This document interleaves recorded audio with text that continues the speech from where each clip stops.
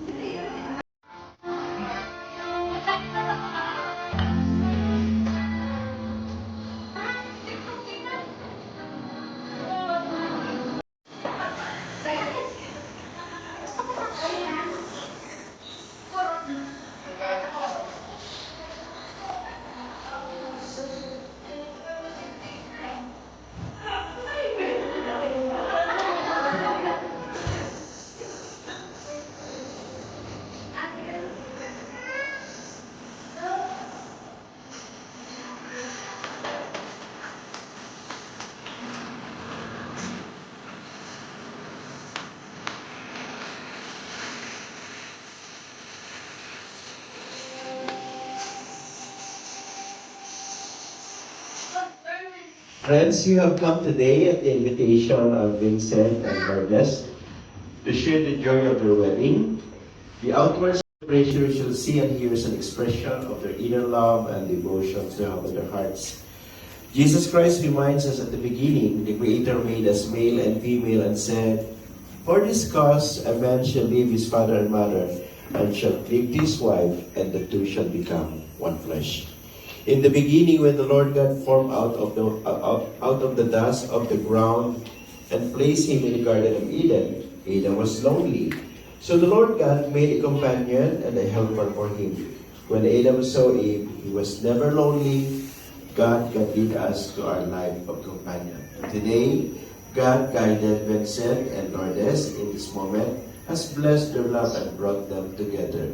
For God ordained marriage for both men and women in prosperity and adversity to help and comfort each other. Today, Vincent and Lourdes be joined. Baka may biglang umiganyan. You may hold your peace. I would like to ask the mother, Nanay, who gave this woman to be married to this man? Ako. Ako. Yeah. So, sir, can you take the hands of your lovely? Give respect muna sa kay nanay. Parang excited si nanay. Yan naman na kayo. Vincent, just say, I do. Do you now accept wholeheartedly, give your life, and establish your own home with Lourdes as your husband, to receive her as your wife, to make a home where she will be loved and cared for as long as both of you grant life? Lourdes, wala nang urungan to. Do you now leave your mother and father and to establish your own home with Vincent? as you will be his wife, to receive him as your husband, to make a home where she will be loved and cared for as long as both of you grant life. To the parents, yes. Do you now release your blessing para sa kanilang dalawa? Sa mga ninang at ninong, are you happy? Sa mga smiling ladies, parang kayo po excited. Are you happy? Yeah. Let us pray. Father, we thank you for this time. We thank you for the love of Vincent and Lourdes to you. We thank you for the gathering of the family who are here today and all their relatives. Lord, we ask for your blessings as they exchange their vow and seal their promises. As we glorify you, let your Holy Spirit Line niya, sa linya nila na kaya doon kami unang nagkita. Ipalagay natin Lunes yun. Diba? Lunes nag-apply ka. Nagbihis ka na dito. Pumunta ba sa isip mo o just pass by sa isip mo? Bago ka pumunta ng office, may nakita na mas magandang babae sa kanya. Huwag kang mabigat, hindi naman ka magagaling. Marami, no? Yes. Pag sinabi natin gift, hindi mo pinaghirapan. Ang ibig kong sabihin, Lunes, no, pwede kang maglinya sa ibang life. Pero, bakit doon na pupunta kay Lourdes? Diba? So, sabihin natin, it is a gift. Yes. Pinagtagpo kayo ni Lord. Lourdes, bago mo siya nakita, maraming mas gwapo sa kanya. Diba? Siyempre. Hindi siya magagalit. Ha? Yes. Pero, nang magkita kayo, iba yung nakita ko sa kanya. It's a gift. God comes in a very surprise moment. Ha? So, tinawag natin, it is a gift. It provides the husband and the wife to support each other. A relationship that is built on faithfulness, commitment to each other. Ilang years sinusuyo mo yung babae. Pag hindi sinabi ng babae na, sige, tayo na, sinasagot na kita. Mahal na rin kita. Diba? Pag sinabi ni Lourdes yun ang tinatawag na kabila. So ang tanong, nang sinagot ka ni Lourdes, ano ang unang hiningi mo kay Lourdes? Pwede tayo isang lodi ah. Plastic gila. Pagmamahal. Hindi plastic. Ah, Sa plastic. mga gentleman, wala bang kiss dyan? Tayo na eh. Diba? Wala bang kiss dyan? Sige, isang kiss lang ha? That is Simbaw sa ibang kiss that na is how kaunda yun. Nang kinasal ko yung kapatid ni James Yap dito sa Talisay. Si James Yap yung former na niya. Sabi ko, ma'am, bakit kayo magpapakasal? Naman. You have everything. It is made of, it's precious. May ibang mga religiyon, no, na hindi sila gumagamit ng singsing dahil bawal yung mga gold. So sabi ko, ma'am, walang problema yun. Anyway, simple naman. Pwede ako makahingi ng paper clip gawin kong singsing. Kasi it's very important. So, you enjoy life together. Always remember, magkasama kayo o magkalayo, this will bite you. So, sinubok na tayo ng panahon. Kahit nga yung COVID na dumani, hindi tayo na wasak. So, tandaan mo kung gaano kita kamahal. Suot mo to. Sing-sing na to, tanda ng aking pagmamahal. Di palakpak naman yan.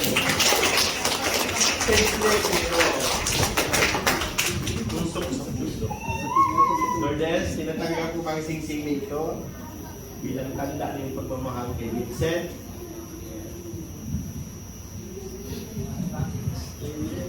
Si nanay ko lang ginakilig.